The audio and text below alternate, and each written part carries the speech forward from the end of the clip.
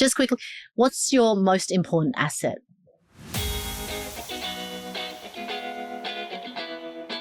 Welcome to Super Simple Chats, Rest's very own podcast.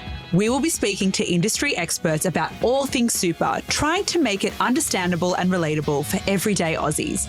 After all, it's one of the biggest assets you'll ever have. We're recording this podcast on Gadigal land. We pay our respects to elders past and present. Any advice you hear on this podcast is general in nature and doesn't take into account your financial situation, needs or objectives.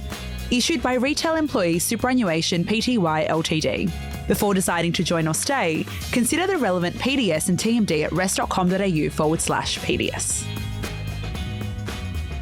Have you ever looked at your super balance and thought, is this good? Is this bad? Do I have enough? My name's Alex and I'm here with my co-host Jo. Hi, and we're here with Monique from Rest. Hi, Jo. Hi, Alex. Thanks for having me here. Pleasure. Thank you for being here. Today, we're going to be unpacking a question that probably a few of you have been a bit nervous to Google, which is, do I have enough super at my age? I'm definitely too scared to Google that. I mean, I've just come back from parental leave, so who knows? But as you can tell, this is the lowdown. This episode is all about super balances. Yeah, and we'll be unpacking some sort of personal factors, like things like what's your retirement lifestyle goals? What's your age at the moment? Do you think you'll own your home by the time you retire? Do you have a home now? Things like that make it a bit more unique to your situation. Absolutely. All right, so let's dive right in, Monique, with that big scary question. How much super should I have at my age? If I'm 25, 55, is there actually a perfect number to have? Yeah, great question, Alex. And I get asked this all the time. And I love this question because it really gets to the heart of why super can feel so confusing. I mean, asking how much super I should have is like asking how much should I save for a holiday. So what kind of holiday are you going to have? Are you going to have like a 5-star resort holiday at the Maldives? Or do you prefer backpacking and camping around Australia? Are you going to go yourself, with a partner, or with a big family? And then you're going to consider, how long am I going to go for? A weekend, a week, or even a month? A super is very similar to that. So you got to consider, where am I going to retire and how long do I have? And then you've got to look at things such as my goals, my objectives, and most importantly, what your retirement lifestyle is when you want to retire. Yeah, okay. So there's quite a lot to unpack there, isn't there? Because if it's not about a perfect number, then what are some of the key factors that we should be thinking about? Yeah, so it is best not to think of as a perfect number and instead think about, when do you want to retire? Well, how old are you now and how long do you have to retirement and how long you've got to save for that retirement? And then when you retire, what's my life expectancy? Because it's got to last you. Sometimes it could be 20 or 30 years that you need to use that money for.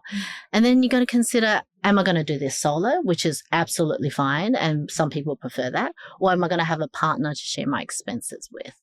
And then you're going to consider things such as debts. Do I have any debts? I mean, the modelling is mostly based on no debt, but, not everyone can afford that kind of luxury.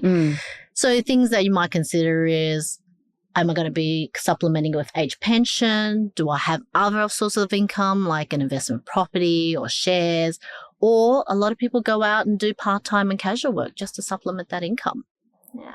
And so finally, it's really your retirement, what you want in your retirement. ASFA has these benchmarks that are a good starting point, but everyone's retirement goal is a bit different. I've got people who've said to me, I want to go travel around the world when I retire. I'm going to spend $100,000 a year doing that. And I'm like, great. Good for you. And then, most of us, like my parents, just want to stay home, do a bit of cooking, do a bit of gardening. And, then you have a look and say, right, if that was the case, then have a look at your baseline. Maybe I don't need that much when I retire. But if you do want to travel and spend $100,000 a year traveling, then you will need a lot more in your super. That makes a lot of sense. Yeah. So it's quite clear then, it's like there's no one size fits all when it comes to this, is there? No, it's different for everybody. That's correct. Yeah. And you mentioned ASFA benchmarks. What actually is ASFA? What are these benchmarks we could think about? Yeah, so ASFA is the Association of Superannuation Funds in Australia, and they've developed this retirement standard. So this retirement standard is a benchmark for the annual budget for the average Australian to live either a comfortable or a modest retirement lifestyle. And they do change it accordingly every quarter. I assume there's a bunch of caveats to that as well, like maybe you need to own your own home or anything like that. Yeah. Yeah, there are certain assumptions like being debt-free, owning your own home, and there's different figures if you rent a property or own your own place too. Yeah, okay. Because I'm kind of have the question in my mind is, what do you mean by comfortable or modest in retirement? Like that's quite broad. So comfortable is a good standard of living.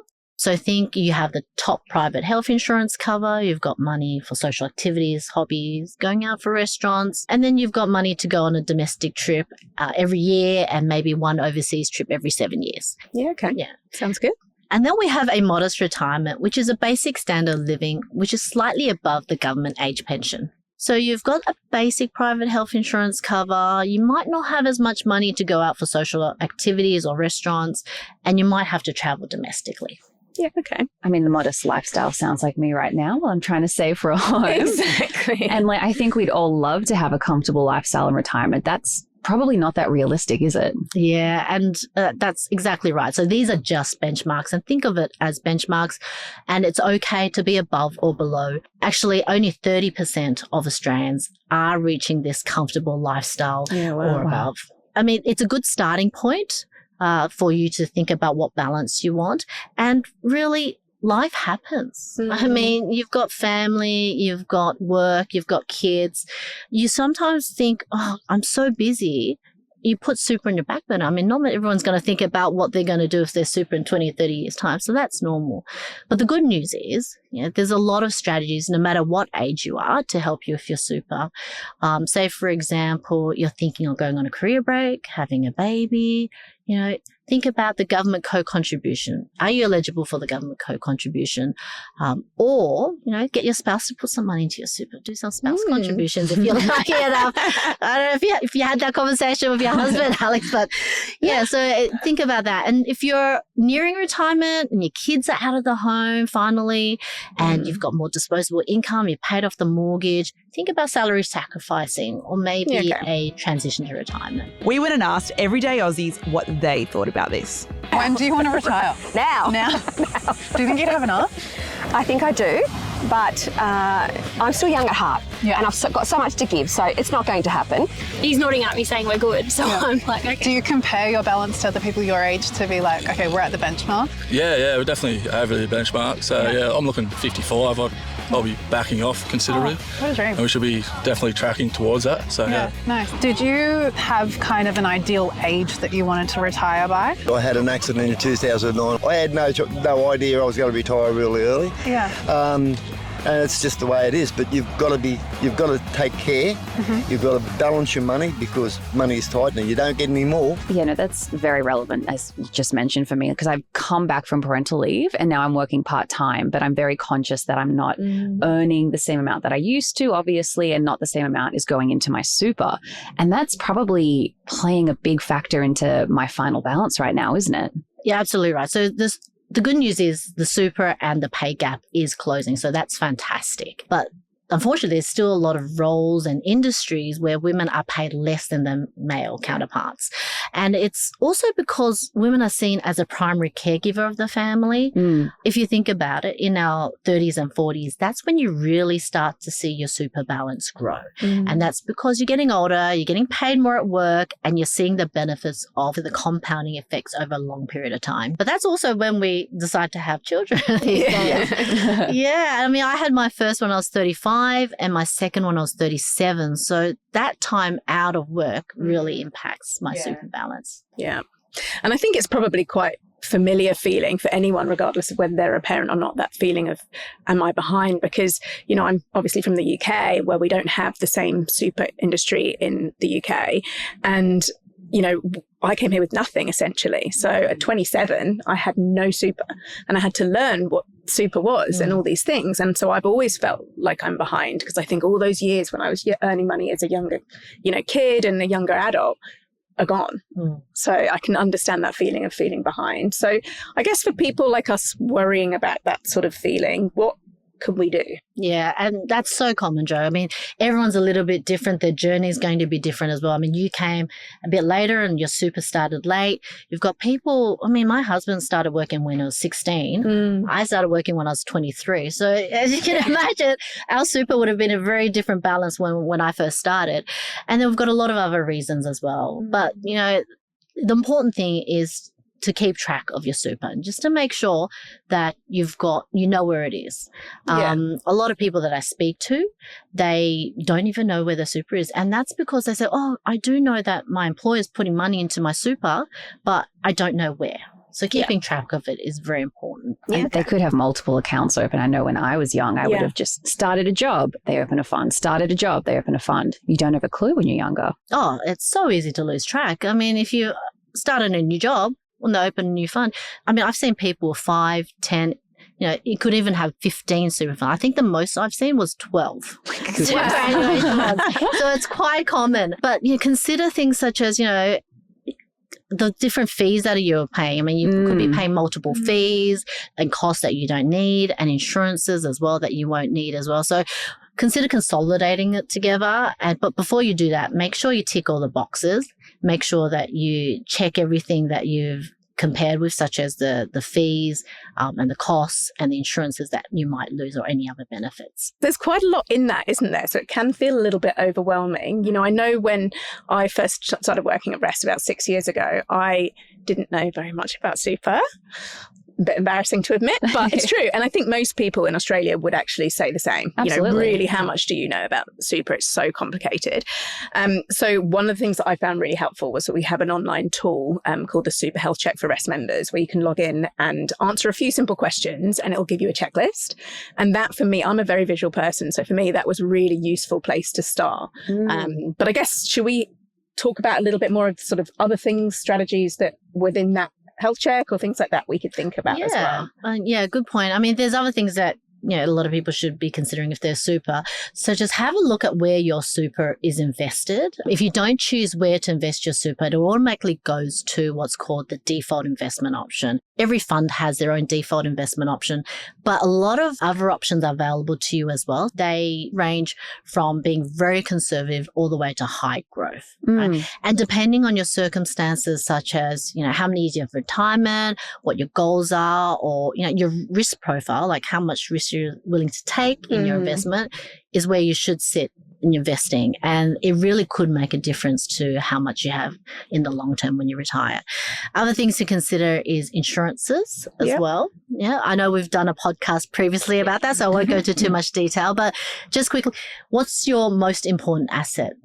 My family. Your family? Yeah, that's exactly right. And you want to make sure that they're looked after. So yourself and your ability to earn income are the most important assets, because if something was to happen to you, you want to make sure that you've got money to pay for medical bills, your rehabilitation, your mortgage. And then if you do die, you want to make sure your family's looked after as well. So make sure that your insurances are in check. Also, beneficiary nominations is important as well. I know we've done a podcast for that as well. So make sure that's in check. And finally, consider topping up your super. I mean, I know it is a cost of living crisis at the moment and people are struggling, but every little bit counts. So when you put, say, you know, $5 a week into your super, it can have a compounding effect in the long run. That makes a lot of sense. That does make a lot of sense. I mean, there's so many things that we're all subscribed to that if you just kind of cut one of those out and considered what would this change my balance if I put this into my super, that probably would be significant. Yeah. And you don't necessarily have to be able to afford to do something every week. It could be just every now and then when you have a little bit of extra cash, you think, okay, I'll just tuck that away.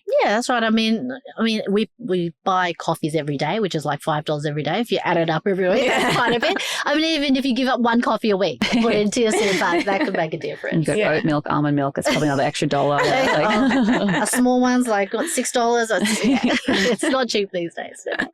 So keeping all that in mind, and now we know there's not a perfect number to have, but if I wanted to know with my current balance, if I am on track for those lifestyle goals I want to have, my life expectancy, et cetera, are there any other tools or calculators we can use? It's like, is there AI software that can do this for me?